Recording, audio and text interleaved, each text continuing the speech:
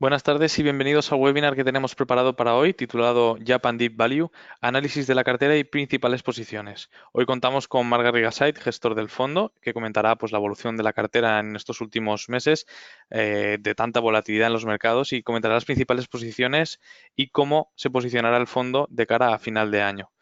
Bueno, creo que no hace falta presentar a Marc, pero de todas maneras hago una breve introducción de él. Es gestor de varios fondos y SICAVs como el Panda Agriculture and Water Fund, el Koala Capital y el Japan Deep Value, que está en la gestora de fondos Geshiuris. En el año 1994 y con más de 26 años fue nombrado director ejecutivo y director de inversiones de la gestora de fondos Caixa Catalunya Gestión y además fue miembro del Consejo de Administración de Inverco en Cataluña. Bueno, sin más, Marc, si quieres te doy paso y las preguntas las podremos realizar al final. Gracias, Mauro. Hola a todos, buenas tardes. Sí, como decía Mauro, vamos a hablar de acciones japonesas. Obviamente, Japan Deep Value, como conocéis, es un fondo 100% de acciones japonesas, pero también tenemos inversión en acciones japonesas en Koala Capital SICAV, que muchos también conocéis. Como en torno al 30% de Koala está en las mejores ideas de Japan Deep Value. Y en el Panda Agriculture and Water Fund, el Fondo de Agricultura y Agua, tenemos como un 10% en empresas japonesas. Cuando planteamos hacer este webinar, más o menos el fondo yo creo que estábamos incluso en mínimos del año.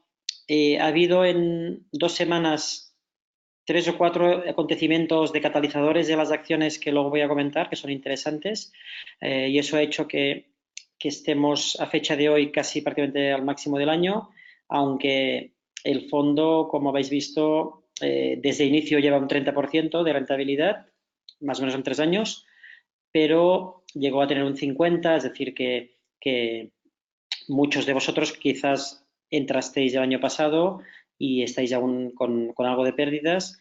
Y a pesar de la subida de este mes que ha sido fuerte, el potencial, como veréis, es muy, muy grande. Vamos a empezar con la presentación. Bueno, muy rápido. El fondo lo lanzamos en agosto de 2016, quien no lo conozca.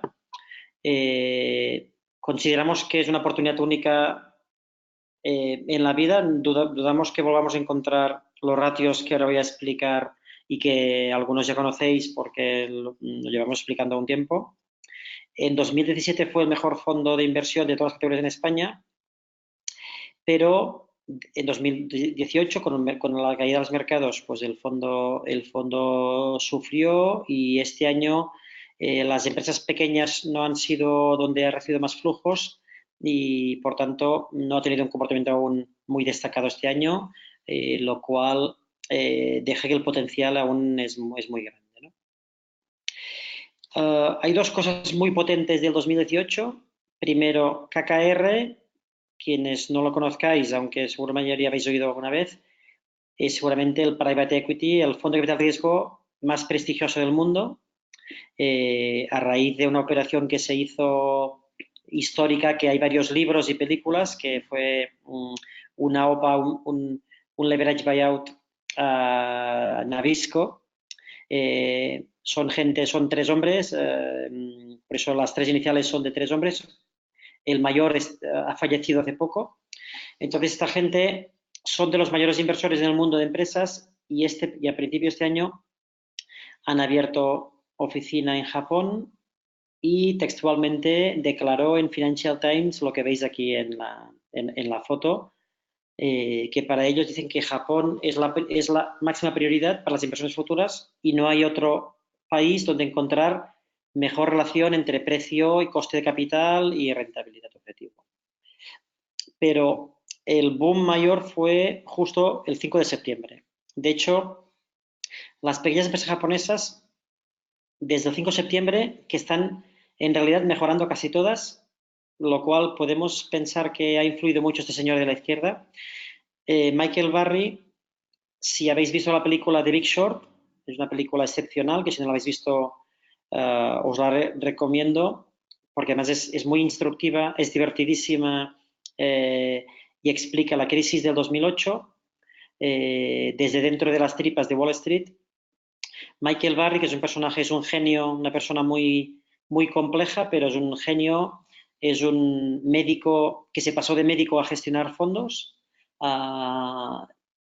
Este hombre acertó la crisis subprime, la predijo, en la película se explica muy bien, y luego de acertar y ganar mucho dinero con sus clientes, devolvió el dinero a sus clientes y con su fortuna personal se dedica a invertir solo su dinero desde entonces. Y en 2009-2010 dijo que dedicaba gran parte de su patrimonio a invertir en agricultura y agua, que veía que era la forma, uno de los sectores con más potencial del mundo. La sorpresa es que es un hombre que no sale en medios, de hecho desde 2008 yo creo que ha aparecido 2 veces o 3 veces en medios y respondió una entrevista vía mail con Bloomberg el 5 de septiembre. Y uno de los titulares, hay otros, si lo leísteis hay otros titulares, hablo de la gestión pasiva también, pero el titular que nos interesa a nosotros es que dijo que está invirtiendo en empresas infravaloradas en Japón, empresas pequeñas. Y citó 6 casos, 6 empresas donde tiene invertido. De las 6, una tenemos en Japan y en Koala. De hecho, invertimos en 2016, a principios de año en Koala, y en agosto del 2016, cuando lanzamos Japan Deep Value, es Murakami Corporation, es una empresa auxiliar de automóvil. Esta empresa, para que hagáis una idea, capitaliza 33 billones de yenes y tiene en caja neta 27 billones, pero lo importante es que genera cada año una caja, genera un cash from operations de 8 billones de yenes, fijaros, vale 33 y tiene 27 en caja, genera 8 billones, es cierto que tiene un capex de 4 billones, porque es una industria auxiliar de automóvil, es un sector intensivo, por tanto, genera 4 billones, lo cual se convierte en un ratio de EV Free Cash Flow, que es nuestro ratio principal, de 1,5 veces. Es decir, pagas apenas 1,5 años lo que la empresa cotiza en bolsa. Obviamente restándole la caja, que obviamente, al no tener deuda, le restamos la caja de la capitalización para llegar al enterprise value o valor de empresa. Lo increíble es que esta empresa, que gana tanto dinero, cotiza a 0,6 veces precio contable. 0,6 veces. O sea, que no estás pagando solo 60% de los beneficios históricos más el capital de esta empresa, lo cual es otra forma de ver lo barata que está. Además de Murakami, habló de 5 empresas más, Michael Barry. De estas 5, en una estuvimos invertidos en Koala hace muchos años, pero luego la vendimos porque encontramos otras mejores, que es Nippon Pillar, y otra que es Sansei Technologies, estaba en nuestro radar, pero al final la descartamos porque encontramos otras empresas más interesantes. Pero todas son del perfil de Japan Deep Value. Son empresas pequeñas, familiares y con mucha caja y que necesitan un poco pues que haya algún catalizador. Entonces, luego veréis el gráfico de Murakami, solo de publicarse este artículo en Bloomberg, lo que ocurrió con Murakami, que bueno, es uno de los catalizadores de estas últimas semanas. Aquí explicamos una cosa muy importante. Cuando hablamos de la gestión pasiva, en Europa la gestión pasiva aún tiene un peso relativamente, no es un peso pues enorme, ¿no? Porque fijaros que no llega al 30% en Europa. En cambio, en Estados Unidos es de un 40%, es decir, que el ahorro en un 40% iba a gestión pasiva, es decir, a ETFs o fondos indexados. En Japón ya es del 65%. Eso explica que mucho dinero vaya al Nikkei o al Topix y haya estas diferencias de valoraciones de las grandes empresas con las pequeñas. Y este gráfico es uno de nuestros preferidos. Es el gráfico de una empresa, pero ayuda a entender todo lo que ha ocurrido en Japón. Esta empresa es Yamagen Corporation, una empresa que hemos tenido durante muchos años. Yamagen, podéis ver, la columna es la deuda. En azul es la deuda a corto plazo, en naranja la deuda a largo plazo. Fijaros cómo en el año 90, justo en el máximo precrisis, tenía un poco más de deuda que caja. El punto amarillo es la caja. Tenía como 44.000 millones de yenes en deuda y 38.000 millones en caja. Fijaros que con la crisis, ¿qué ocurre? Al inicio de la crisis sufre la empresa, necesitan endeudarse más y tirar de la caja, baja la caja y sube la deuda. Y a partir de que la crisis ya tiene pues 15 años, 20 años, llega un momento en que la empresa sobrevive, va devolviendo la deuda, desaparece prácticamente la deuda y la caja empieza a crecer, porque es una empresa que siempre genera.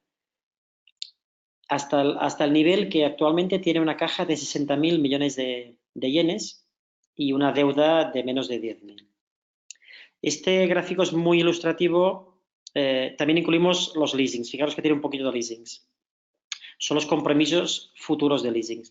Este gráfico es casi exacto, quizá diría en el 80% de las empresas de nuestra cartera.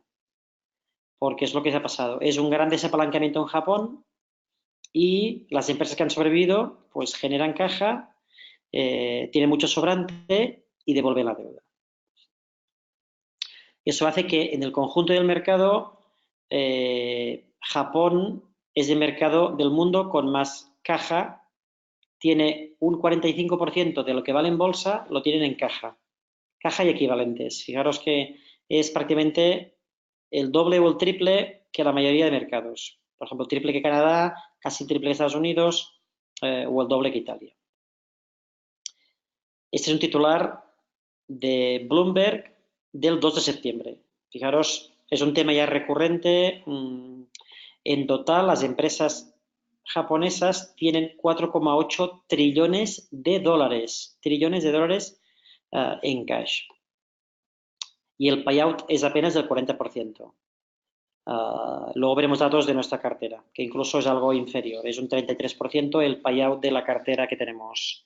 Al final de la presentación voy a utilizar dos Excels que creo que os gustarán, donde hablamos de datos concretos de la cartera, línea a línea. Lo creo que es muy interesante y no lo habíamos hecho nunca. Yo creo que es muy interesante para entender un poco el fondo. Este gráfico es del sector inmobiliario. Se trata del precio de las construcciones en Japón, que hasta 2010 era un mercado que no iba muy bien y lleva unos años muy buenos. Seguramente es por este segundo gráfico. Este es increíble. Esto es los turistas que van a Japón. Fijaros que en 2011 había 6,2 millones de turistas. En 2016, 24 millones y el año que viene se calcula que serán unos 40 millones. Recordar que hay el Mundial de Rugby estos días y está a punto de llegar los Juegos Olímpicos, ¿no?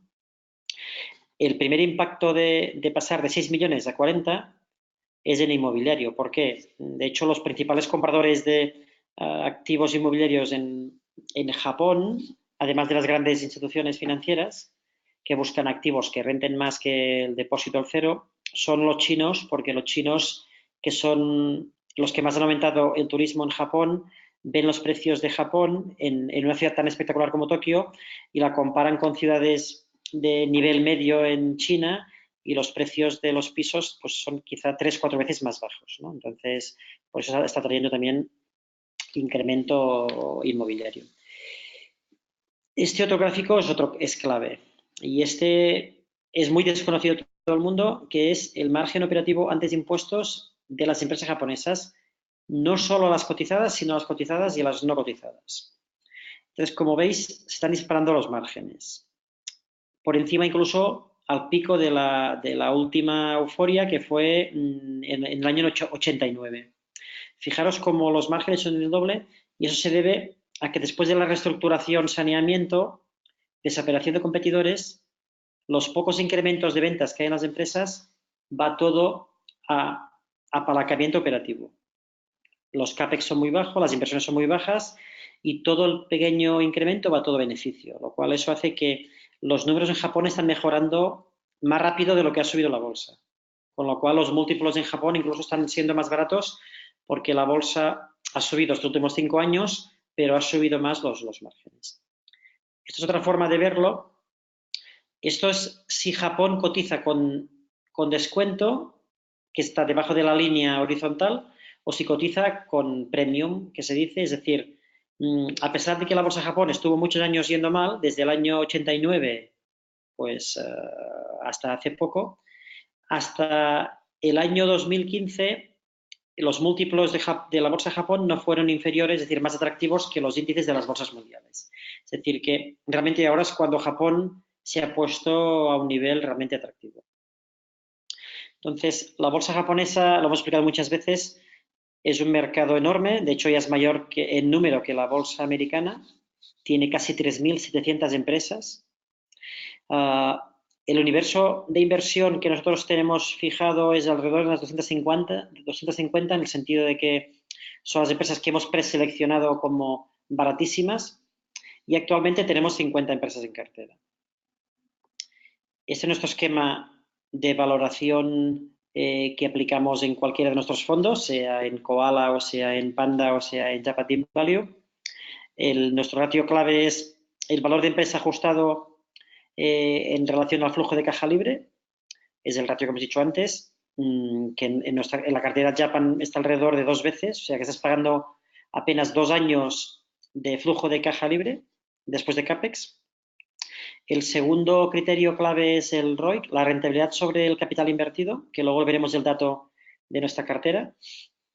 Y por último, para seleccionar empresas, para hacer filtros, intentamos buscar un ratio de crecimiento a un precio razonable. El método GARP, que se llama en países anglosajones, en el que ajustamos el múltiplo por el crecimiento de las ventas.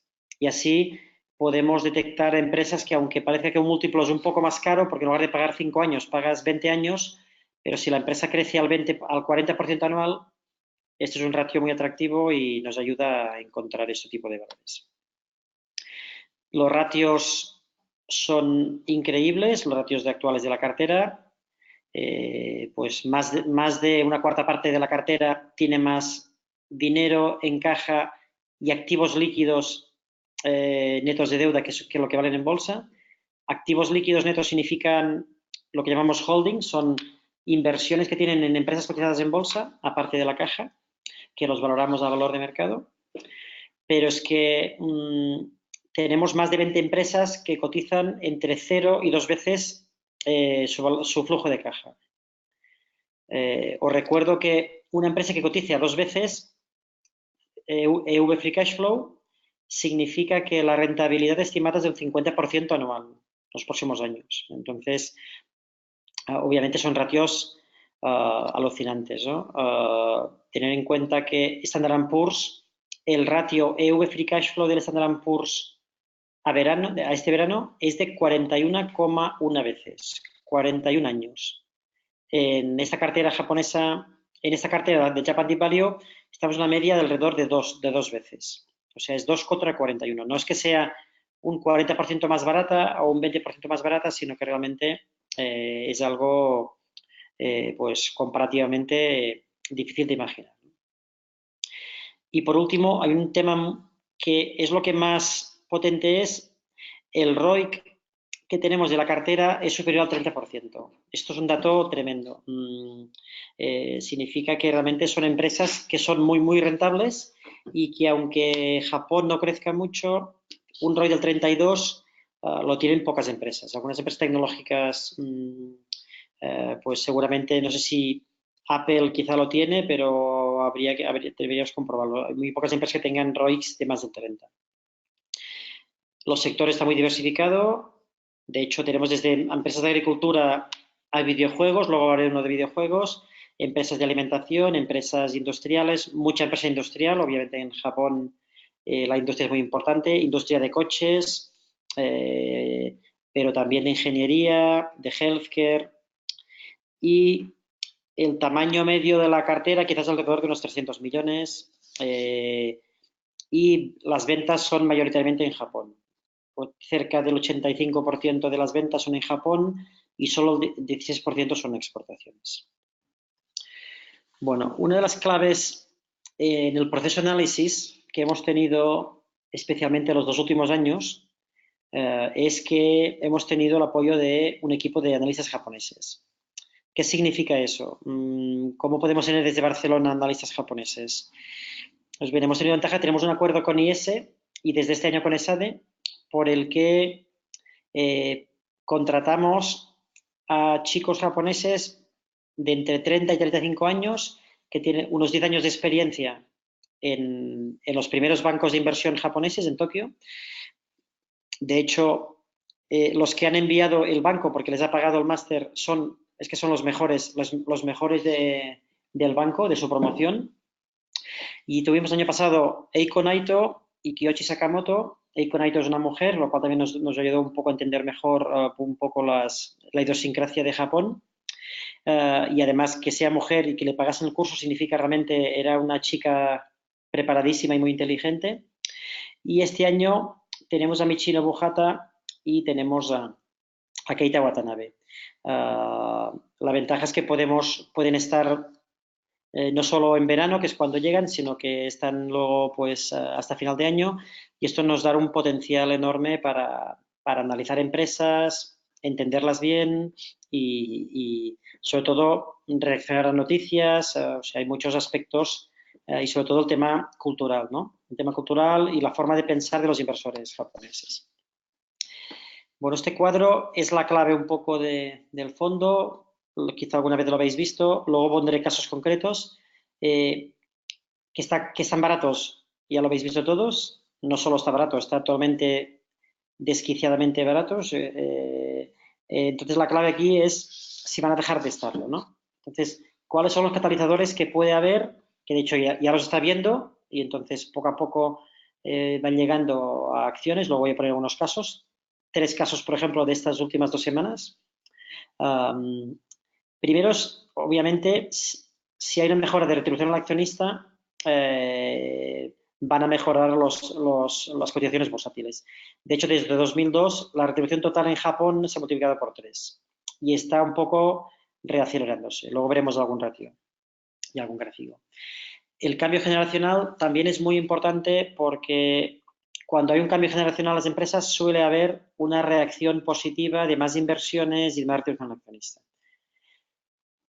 La mejora del corporate governance, del gobierno corporativo, que es sin duda lo peor que hay en Japón, es otra de las claves que poco a poco está mejorando. El tema de operaciones corporativas no hay menos que en Occidente, por tanto es un catalizador que también va ocurriendo, pero menos que en otros casos. Y los más relevantes seguramente serán al final. Son los catalizadores que significan flujos de entrada inmediatos, ¿no?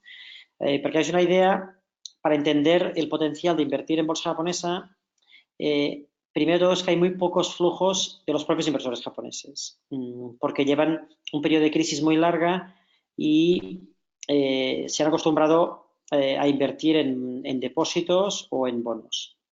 El depósito en Japón hace muchos años que paga el 0%, y el rendimiento del bono japonés está alrededor del 0, también a 10 años. En cambio, la rentabilidad por dividendo de la bolsa japonesa en conjunto es de alrededor del 2. En nuestra cartera es del 2,20 aproximadamente. Por tanto, solo de entrada ya el dividendo ya te aconseja pues invertir algo en bolsa, ¿no? Para un inversor institucional. Y luego veremos además que las compañías de seguros, los fondos de pensiones privados, fondos de pensiones públicos tienen muy poca inversión en bolsa. De hecho, el fondo de pensiones de Japón, el público, el más grande del mundo, que tiene 1,5 trillones de dólares, tiene el mandato de aumentar en bolsa y ha doblado prácticamente la inversión en bolsa japonesa hasta casi del 22-23%. Y por tanto esto va creciendo y eso va a suponer también más entradas en los próximos años, hasta al menos 5 o 10 años, sin duda, ¿no? Y el último es que hay muy poca inversión value en Japón, muy pocos fondos internacionales invirtiendo en las pequeñas. Hay bastante inversión en Toyota o en las conocidas, pero muy poco en las empresas pequeñas. Aquí a la izquierda podéis ver lo que está creciendo los dividendos y recompras de acciones. Y por tanto, esto está creciendo y eso va a continuar haciendo y eso va a ayudar a que las empresas tengan más tendencia al alfa. Y aquí a la izquierda podéis ver un dato clave que es cuánto invertían los inversores institucionales en bolsa en Japón en el pico de la crisis de los años 90, que era el 60% en bolsa, a lo que es actualmente, menos del 20%. Por tanto, es fácil imaginar que que puede haber la tendencia de aumento de las inversiones institucionales en bolsa. Y aquí a la derecha podéis ver las entradas o salidas netas de inversores internacionales en acciones japonesas. Fijaros que han sido los principales compradores de estos años, pero desde 2013 no ha habido entradas netas. Por tanto, la bolsa Japón ha continuado subiendo con altibajos y en cambio los extranjeros de momento no han entrado, lo cual yo creemos que vamos a volver a ver entrada de flujos extranjeros por las valoraciones que tenemos, ¿no? Vamos a ir a casos concretos. Esta no es de esta semana, es del mes de mayo. Es un cambio muy simple. Esta empresa se llama Asanuma Corporation. Fijaros que el nuevo CEO se llama Makoto Asanuma, por tanto es fácil pensar, es obvio pensar que es de la familia propietaria. Entonces su padre se jubiló y nombró a su hijo y tras recibir algo de activismo de un fondo de inversión, de unos inversores que se llaman Murakami, aumentó únicamente el payout, la proporción de payout desde lo que debe pagar dividendo hasta el 50%. Es decir, solo anunciando que de cada 100 euros de beneficio iba a pagar 50 de dividendo, en el año 2020 la acción hizo lo que se ve en el gráfico. Subió de 2.300 a 3.800 en apenas 10 días. Este es otro caso de Nakano Refrigerators en que se ve nuevamente el payout hasta 100% y amortizaron una autocartera que tenían del 43%. Y esto es el gráfico de 2018 con la bolsa japonesa cayendo y la acción no paró de subir y este día se anunció este evento.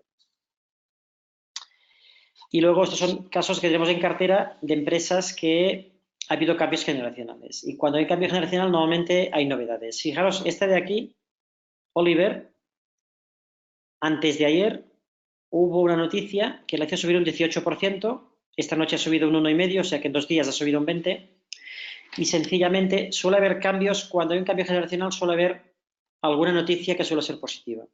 La noticia era muy simple, es que Oliver cotiza en el mercado de Nagoya, la ciudad al lado de donde está Toyota, y iba a cotizar en la bolsa de Tokio, y no solo eso, que pasaba de la segunda sección que se llama a la primera, y ha entrado en el Topix, ha entrado en el índice de Topix. Entonces, solo con esta noticia, la acción ha subido un 20%, y creemos que nos extraña que ha subido tan poco esta noche porque pensamos que vamos a ver ahora unas semanas o meses muy buenos, ¿no?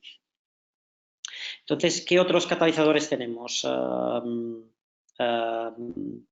Voy a ver aquí, voy a echar un gráfico de una empresa que la que hemos hablado en Twitter. No, disculpa, esto es Asanuma, esto es Murakami, la empresa que Michael Burry ha comprado. Fijaros, voy a poner en el gráfico el día que salió la entrevista en Bloomberg.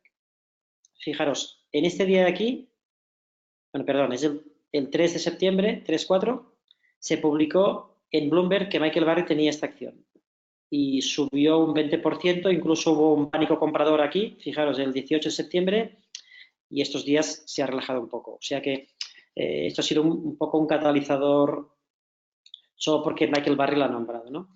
Esta es Oliver Corporation y como veis, estas 2 barras de volumen es de antes de ayer y de hoy, y fue solo este anuncio de que iba a entrar en el Topix y que pasa del segundo mercado al primer mercado.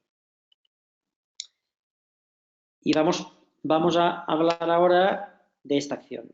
Esta acción, esta subida exponencial es de una empresa de videojuegos. De las pocas de videojuegos que tenemos en cartera, se llama Colopla. Aquí podéis ver el nombre. Se llama Colopla, es un nombre muy japonés, muy difícil, muy raro. Esta empresa la tenemos en cartera desde el inicio del fondo, pero hemos ido aumentando exposición porque lleva un periodo de caídas de 3 años. Ahora veréis el catalizador que ha tenido.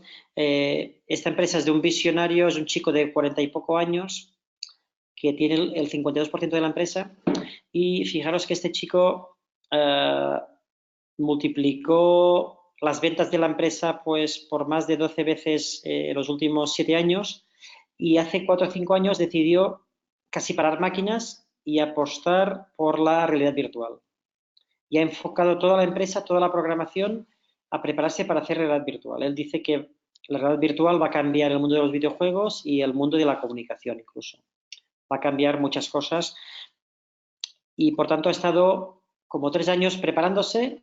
Las ventas han ido disminuyendo porque ha lanzado menos videojuegos y justo aquí se anunció que había desarrollado un videojuego con Square Enix, que es creo que es la tercera mayor empresa de videojuegos de Japón. El juego está teniendo un éxito tremendo porque usa realidad virtual y por tanto es parecido al Pokémon Go, el que tú vas por la calle y vas jugando y te van apareciendo monstruos por la calle.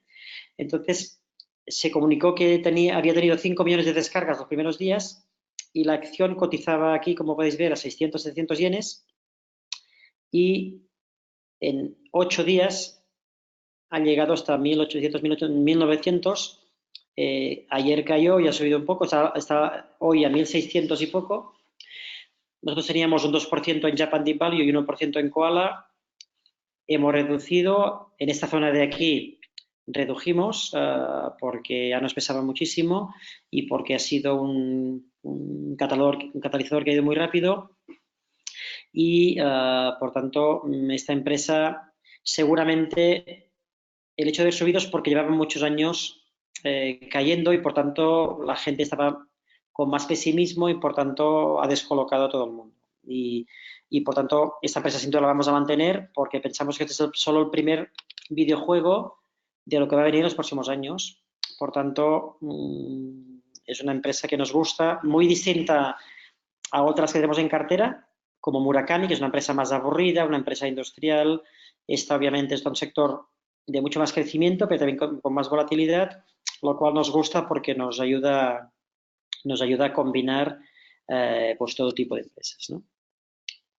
Voy a volver a la presentación.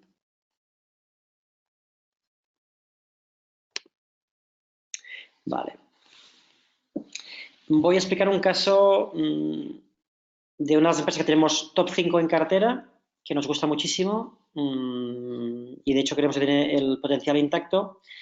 Iranotexit la compramos aquí porque empezamos en agosto 2016 y esta empresa cotizaba a 1 o 2 veces free cash flow, eran los ratios parecidos a los que tenemos ahora en la cartera.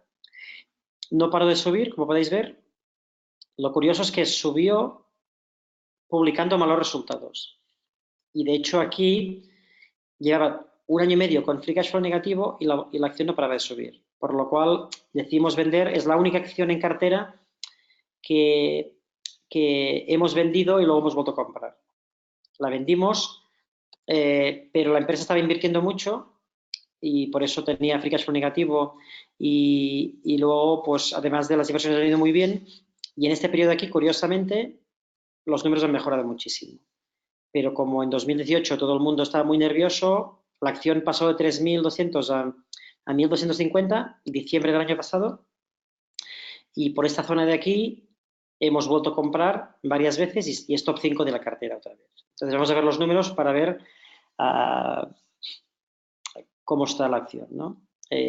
Capitaliza 235 millones de dólares y tiene en caja 190 y una deuda de 9 millones. Tiene una inversión pequeñita de 18 millones en otras empresas en bolsa a valor de mercado y tiene un pequeño déficit de fondo de pensiones de 5 millones, todo en dólares. Por tanto, realmente aunque la empresa capitalice 235, el valor de empresa ajustado, según nuestros números, es 42 millones. ¿Cuánto ha generado de flujo de caja libre últimos 3 años? Pues ha generado 25 millones de dólares. Por tanto, obviamente, como podéis ver, cotiza a menos de 2 veces EV Free Cash Flow. ¿Cómo ha ido la empresa? Aquí podéis ver un poco nuestro cuadro de mandos para ver cómo ha ido la empresa. Fijaros que esto es la generación de cash from operation. Después de 2001, que tenía muy malos números, empezó a ir muy bien. De media genera pues 2.000 millones de yenes y el año 2019 además ha sido increíble. Esto amarillo es es capital circulante, o sea, ha mejorado el capital circulante, ha cobrado muchos contratos antiguos y generó 4.000 millones, pero además ha cobrado 6.000 millones de venta de inventarios y de cobro de contratos. Por tanto, en un año ha conseguido más de lo que vale en bolsa, lo que demuestra la increíble valoración. Fijaros que, tal como hemos visto antes, las columnas son la deuda y en amarillo es la caja neta. Esta empresa ya tiene 20.000 millones, 10.000 millones solo son del último año, de la generación del último año, y no tiene apenas deuda. Y esto es los flujos generados, que aquí tuvo unas inversiones muy fuertes, pero no ha parado de crecer. Y aquí son las inversiones sobre ventas, que del 2%, que es lo habitual, 2% sobre ventas, tuvo algunos años al 3, 4, 5%, por eso tuvo free cash flow negativo.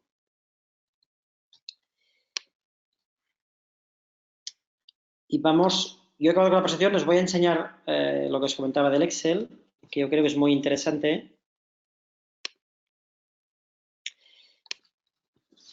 Este es nuestro Excel de trabajo. Voy a hacerlo un poco más grande porque así lo veréis bien. Supongo que lo veis bien. Aquí es la lista de empresas a la izquierda, ¿de acuerdo? Cada línea es una empresa.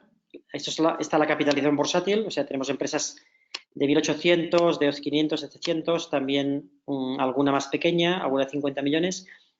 Fijaros la columna del price to book, precio entre valor contable, muchas por debajo de 1.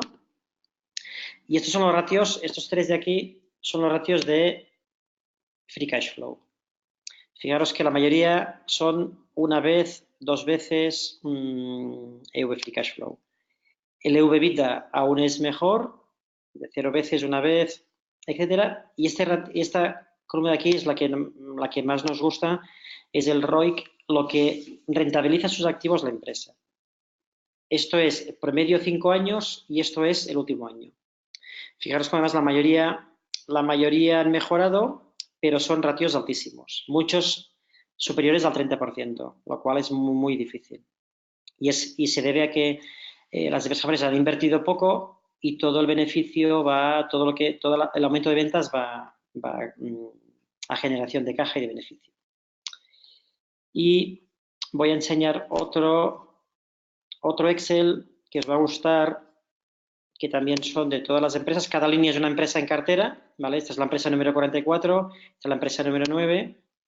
Aquí podéis ver la capitalización en dólares y aquí en esta columna podéis ver lo que tienen en caja neta de deuda, ¿eh? O sea, esta empresa tiene 84% de lo que vale en bolsa en caja neta.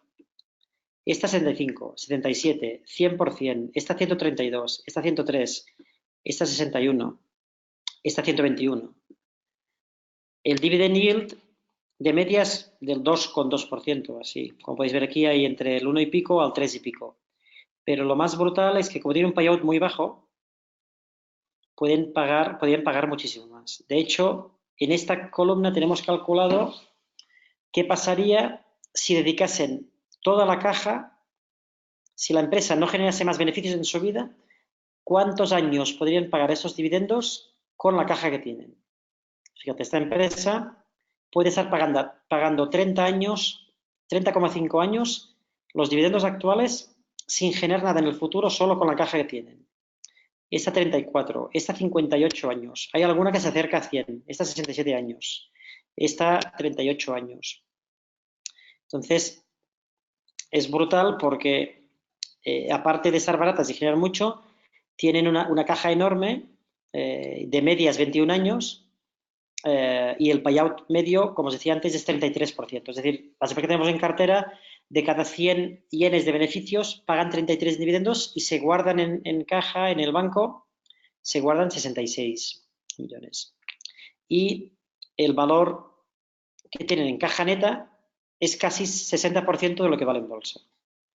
Lo cual, eso explica la increíble valoración actual y el potencial tan enorme que tiene. Bueno, yo creo que más o menos ya he explicado todo. Si os parece, llevamos 41 minutos es más o menos el tiempo previsto, habíamos dicho 45. Si os parece, podemos pasar a preguntas, las preguntas que queréis. Tenemos todo el tiempo del mundo y os voy a responder Muy lo que bien, queráis. pues muchísimas gracias, Marc. Vamos a empezar con el turno de preguntas. Nos comenta, ¿el exceso de caja tan alto no es más que una muestra de que es imposible invertir para crecer? O sea, ¿y que es necesario crecer? En el cash históricamente, el atractivo que tenía, o sea, siempre ha dado una menor rentabilidad, ¿no? Incluso se ha depreciado históricamente a lo largo del tiempo. Entonces, como el hecho de tener tanta caja, ¿cómo lo valoráis? Sí, sí, es muy buena pregunta y es justo eso. ¿Por qué una empresa, como habéis visto que el gráfico Yamatzen tenía deuda neta como todas las empresas occidentales hoy en día y pasa con los años a devolver la deuda? Porque obviamente la crisis sufrió una recesión muy fuerte. Ahora no están en recesión o en depresión, pero sí que están en una época de bajo crecimiento. Y por tanto, la historia de los 25 años justifica que no invirtiesen y que ahorrasen por si venía otra crisis. Entonces, eh, la parte buena es que sin apenas inversiones ahora, pues consiguen una rentabilidad muy buena. Entonces, la empresa puede hacer dos cosas, que es lo que están pidiendo muchos inversores y cada vez está pasando más, como hemos visto en los ejemplos.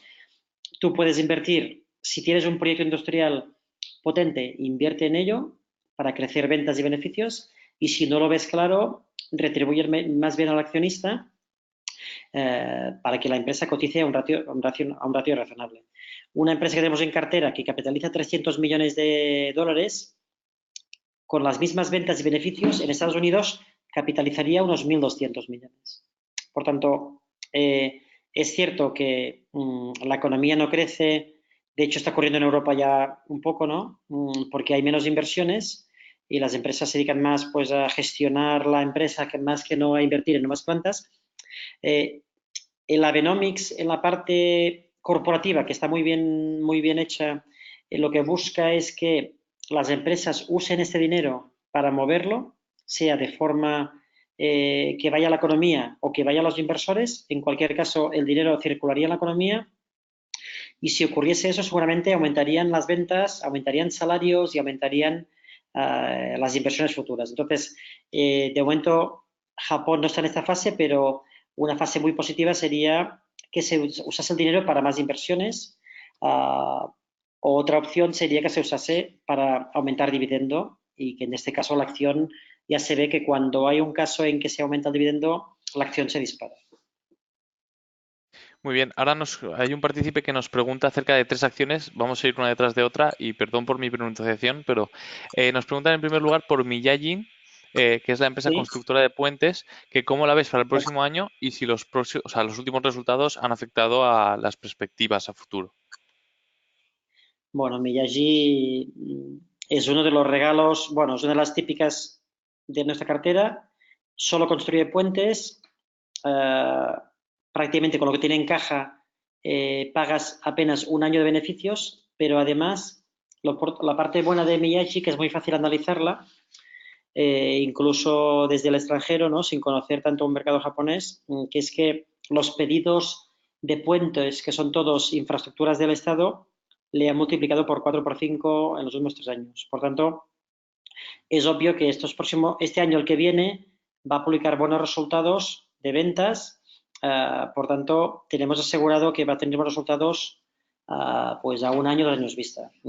A 5 años hay menos visibilidad, pero Japón no es un país donde se ha invertido mucho estos últimos 20 años o 30 años tras la crisis y necesita de bastantes infraestructuras. Por tanto, hay muchas islas además, lo cual una empresa de puentes es una empresa que nos gusta mucho. De hecho, es de las que estamos pendientes probablemente de aumentar nuestro peso en cartera. Muy bien, la siguiente empresa es Token Coro. ¿Cómo la ves para el próximo año?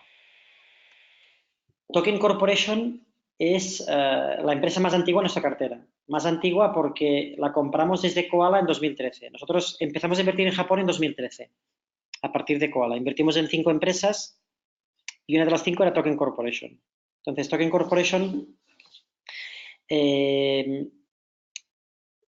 subió muchísimo en bolsa y como la mayoría de las acciones japonesas pequeñas, en los últimos 18 meses ha caído exageradamente. Token construye viviendas para el sector particular, básicamente, y tiene un producto que es el que le genera todo el crecimiento, que es que en Japón hay una norma fiscal que si tú recibes en herencia un terreno, si haces un leaseback con una compañía que te construya una vivienda y luego la pagues a 20 años, el cliente consigue que te construyan la casa, financiar esta construcción y a los 20 años pasa a ser de tu propiedad, ¿no? Es como un leasing. Entonces, Token, la única parte que siempre nos fijamos es en el volumen total de los leasings, que es muy alto, pero como todos tienen garantías inmobiliarias y no tiene prácticamente impagos, la caída que ha tenido ha sido exagerada y de hecho es de las que hemos aumentado antes de verano hemos aumentado posición en Token Corporation, en Japan y de hecho en Koala la tenemos también, desde hace 7 años que la tenemos. La siguiente empresa es Hirano Tencent, que bueno, la has comentado ya bastante, pero apuntaban que los últimos resultados han sido malos en comparación con lo que se esperaba de ella, ¿no? Y si la valoración ha cambiado, también nos preguntan por qué la caída de 1.600 a 1.300 en estos últimos meses. Sí, bueno, piensa que la caída ha sido porque ha caído en agosto, que en agosto han caído los mercados y como no se discrimina, es malo si tienes una acción, es buenísimo si tienes identificadas acciones buenas para poder comprar más barato, ¿no? Y Nanotexit, como he explicado en la presentación, en el gráfico de la generación de free cash flow, el año pasado fue el récord de la historia, que hizo 10.000 millones de yenes, que es 5 veces más de lo normal. Entonces, había una parte que era capital circulante. Entonces, las empresas japonesas, cuando tienen un año muy bueno o muy malo de capital circulante, suelen tener un año distinto al siguiente. Entonces, los malos resultados trimestrales han sido justo por el capital circulante. Pero siempre lo que hacemos nosotros para valorarlas es no contar tanto un trimestre, incluso ni un año, sino normalizarlo. Y normalizada está a una vez EV Free Cash Flow, lo cual es top 5 en nuestra cartera y la empresa, las ventas y los márgenes van espectaculares, por lo tanto es una de las empresas que más nos gustan actualmente. El siguiente usuario nos comenta, dice, entiendo que la divisa no la cubren, por tanto, como el yen es una divisa refugio, no sé si cuando hay estrés en el mercado beneficia al fondo, ya que entonces el yen sube, no sé cómo comenta que no sabe cómo afecta la divisa y las valoraciones en tipo de interés. Sí, no, sí que cubrimos la divisa. Como es un fondo que no tenemos inversores japoneses, sino los inversores son todos europeos, definimos el producto por el que cubriríamos de forma permanente el riesgo de divisa. Por tanto, tenemos permanentemente cubierto el riesgo del yen. ¿Eso qué significa? Que este año que el yen ha subido, pues no nos ha sumado la rentabilidad. Si el yen ha subido, no sé a fecha de hoy, que quizás ha subido un 5%, pues este 5% no lo hemos ganado porque estamos cubiertos. En cambio, 2017, que el yen cayó, pues sí que nos cubrió. Por tanto, la rentabilidad que vamos a obtener es en moneda local. Es decir, lo que haga la empresa en bolsa es lo que vamos a ganar, lo que vamos a perder y el yen no nos va a influir porque está cubierto. Ahora, la siguiente pregunta me parece muy interesante. Nos comentan qué plazo os habéis fijado para que el mercado reconozca la increíble infravaloración antes de cerrar los fondos. Sí, muy difícil. Es la pregunta clave. Es imposible de estimarlo porque son temas que dependen de los inversores. Lo que obviamente sí que vemos es que hay catalizadores individuales, ¿no? O sea, que Michael Barry haya visto un genio como Michael Barry, que fue el único del mundo que acertó la crisis subprime que venía en 2006. Bueno, de hecho empezó a preverla en 2005 y se preparó, invirtió para lo que venía, estimando además que iban a quebrar la mitad de bancos norteamericanos, lo cual no solo intuyó lo que venía a venir, sino las consecuencias, como nadie lo había hecho. Claro, que Michael Barry en septiembre de este año explique que ha descubierto que Japón está muy barato y que invierta es un respaldarazo a que la gente invierta allí, a que se dé cuenta de que si él lo dice realmente es que es una oportunidad histórica. De hecho, desde principios de septiembre las small caps japonesas están yendo mejor, lo cual podíamos intuir que están habiendo flujos, lo veremos más adelante, ¿no? Que están habiendo flujos de inversores probablemente extranjeros, que son los que conocen a Michael Barry, que se lo creen y por tanto, o bien, pues catalizadores de cambio generacional son catalizadores individuales. O sea que distinguimos los catalizadores lentos de los rápidos. Los lentos se irán produciendo empresa a empresa. Por tanto, no es un conjunto. Los catalizadores de flujos sí que vienen más de golpe y si ocurre como en 2017 que nuestro fondo muchas empresas lo descubrieron y no paraban de subir cada semana, entonces son catalizadores rápidos y de flujos, ¿no? Entonces, nuestro horizonte de inversión, lo dijimos al principio, es de 3, 5, 7 años, no tenemos ninguna prisa. Como sabemos que vamos a obtener una rentabilidad excepcional, pues no podemos controlar si será más en 4 años o en 7 años. De momento, habiendo tenido un periodo malo, estamos un 30% más alto que lo que empezamos en 3 años, pero pensamos que lo que viene va a ser mejor porque justo venimos de 18 años, 18 meses malos, ¿no? Por tanto, pensamos que lo que viene será mejor, pero bueno, es imposible estimar cuándo va a ser. El siguiente usuario pregunta, bueno, dice, hablando del gaming y apps, ¿cómo ves las perspectivas en United Inc., que es una de vuestras principales posiciones, que por qué ha bajado un 50% en este último año y medio?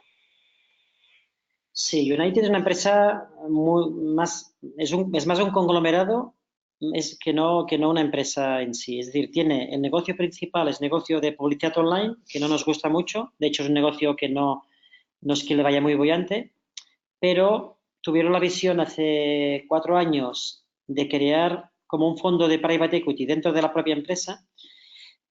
Invirtieron en 6 startups, las acertaron todas. De estas 6, 2 cotizan en bolsa, pero una ha sido la mayor salida a bolsa en 4 años en Japón, que es Mercari, que es una empresa, un portal de internet de compraventa de empresas. Entonces, los números de la empresa son regulares, pero solo con las inversiones que tiene en 2 empresas cotizadas, más otras 3 empresas que van muy bien y que pueden volver a cotizar, valen mucho más de lo que cotizan en bolsa. Entonces, es pura una inversión muy distinta a una empresa industrial o como Iranotexit, que la empresa va muy bien, sino es que la empresa no es que vaya muy bien, pero tiene activos ocultos en el balance que valen el doble de lo que cotiza en bolsa. ¿Qué potencial le dais a Shinihon? ¿Habéis aumentado exposición en el fondo? Shinihon, igual que Miyagi, es de las que tenemos en la lista de las que vamos a aumentar en breve, porque Shinihon es una empresa de construcción muy aburrida, pero que ha caído inexplicablemente y es de las más baratas en cartera y por tanto vamos a aumentar. Sin duda, Shinihon es espectacular y ya no le vemos posibilidad de caer más. Bueno, nunca en la vida se sabe, ¿no? Pero que a esos precios nunca hubiésemos imaginado que hubiese caído los precios que ha caído tras estos periodos malos, estos trimestres malos en la bolsa, ¿no? Nos comentan, ¿se está dirigiendo la gestión del fondo hacia el crecimiento? Buena pregunta. No, siempre hemos intentado combinarlo. Es cierto que quizá alguna última adquisición hay un poco más de empresa de crecimiento, pero Colopla, esta de videojuegos, que es pura crecimiento, la compramos al principio. Entonces, tenemos desde el principio como 3, 4 empresas de crecimiento sobre 38 que empezamos, es decir, que apenas eran 10%. Quizá hoy es un 15%, por tanto, no es un fondo de crecimiento, es un fondo que buscamos deep value, ¿no? Que buscamos valor lo más profundo que sea posible. Entonces, si la encontramos en una empresa que crece al 30%, pues también nos gusta, ¿no? Pero 3/4 partes como mínimo del fondo continúan siendo empresas más del tipo value, aburridas y que generan mucho cada año, pero a ver, no nos condiciona nada la palabra value, en el sentido de que si una empresa es muy interesante y crece mucho, pues obviamente si los múltiplos de valor y crecimiento son atractivos, pues obviamente la incorporamos en cartera. ¿Cómo valoráis el riesgo en el caso de iliquidez de algunas de las empresas que tenéis en cartera? ¿Aplicáis algún tipo de margen de seguridad añadido? Sí, lo que hacemos es, a ver, tenemos un control diario del porcentaje que podemos liquidar en un solo día, ¿no? Entonces, esto es un dato clave en el que tenemos en cuenta, por eso siempre hemos dicho que no es un fondo ilimitado, es decir, no es un fondo que podamos digerir que el patrimonio total multiplique por 4 por 5. Habrá un momento, si creciese, que deberíamos cerrarlo a nuevos inversores porque si no hacemos eso estaríamos perjudicando la liquidez y deberíamos invertir en empresas menos líquidas, entonces pues bueno, estaríamos más incómodos, ¿no? Y por tanto preferimos cuando veamos que ya hemos llegado un poco al límite porque con más dinero deberíamos invertir en empresas menos buenas, no solo menos líquidas, sino especialmente menos atractivas con ratios no tan buenos, ese día lo cerraremos y no dejaremos entrar más inversores para beneficiar a los que estamos dentro, ¿no? A todos los que hemos invertido estos años y no perjudicarlos, ¿no? Contaminándoles con dinero de otros que lo que han hecho es hacer invertir, promediar en la cartera, invertir en acciones peores de las que tenemos ahora. O sea, estos ratios son tan increíbles que no queremos tener una cartera que sea 10 veces más cara. Por el hecho de haber comprado tantas acciones nuevas, ¿no? Que no son tan buenas. ¿El coste de cubrir la divisa no es superior a la posible revalorización del yen que se pueda prever en el medio plazo? No, no, en absoluto. El coste es cero. O sea, pocas veces puedes cubrir a coste cero. ¿Por qué? Porque, como sabéis, el yen a plazo cotiza en base al diferencial del tipo de interés del euro y del yen. Como están los dos a cero o ligeramente negativos, la cobertura nos sale gratis. Por lo tanto, tenemos cobertura del riesgo de divisa sin coste, lo cual es perfecto, ¿no? Porque así cumplimos con el objetivo sin que tenga ningún coste anual para el inversor. Y por último, ¿cuáles crees que son los principales riesgos a los que se puede enfrentar la cartera a nivel macroeconómico de cara al final de año? Bueno, todos sabemos que hay mucha obsesión con la recesión, ¿no? Yo creo que hay un miedo exagerado en general a que sin duda la economía está dando síntomas de debilitamiento, sin duda, no en un país, sino a nivel global, desde Asia hasta Norteamérica, pasando por Europa.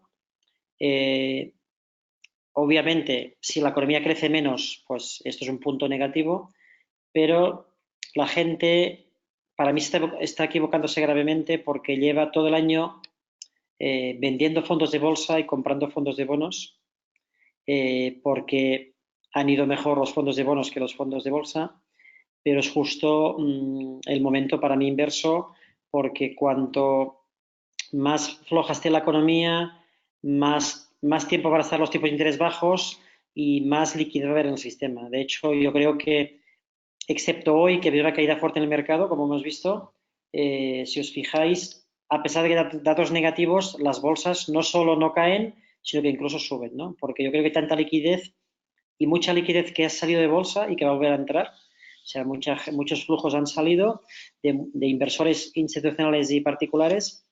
Por tanto, el riesgo macro no lo veo por ningún lado. Es obvio que tenemos riesgo porque es una inversión en bolsa y hay periodos, trimestres buenos, trimestres malos. De hecho, el mes de agosto fue muy malo y el mes de septiembre ha sido buenísimo y por tanto la inversión en bolsa tiene oscilaciones, pero empresas japonesas que llevan 30 años de crisis, te aseguro que bajen las décimas de crecimiento no es ningún riesgo. Bueno, pues muchísimas gracias, Marc, por tu tiempo. Gracias a los asistentes. Recordarles que mañana tendrán disponible la grabación del webinar. Y bueno, sin más, despedirnos de ti, Marc, y hasta la próxima. Una pregunta, Mauro, ¿se va a enviar o hay que tener que entrar cada usuario a descargársela? Les enviaremos por email la notificación de que ya está el vídeo disponible en la web. Para que luego... Perfecto. Muchas gracias. Gracias a ti, Marc. Hasta la próxima.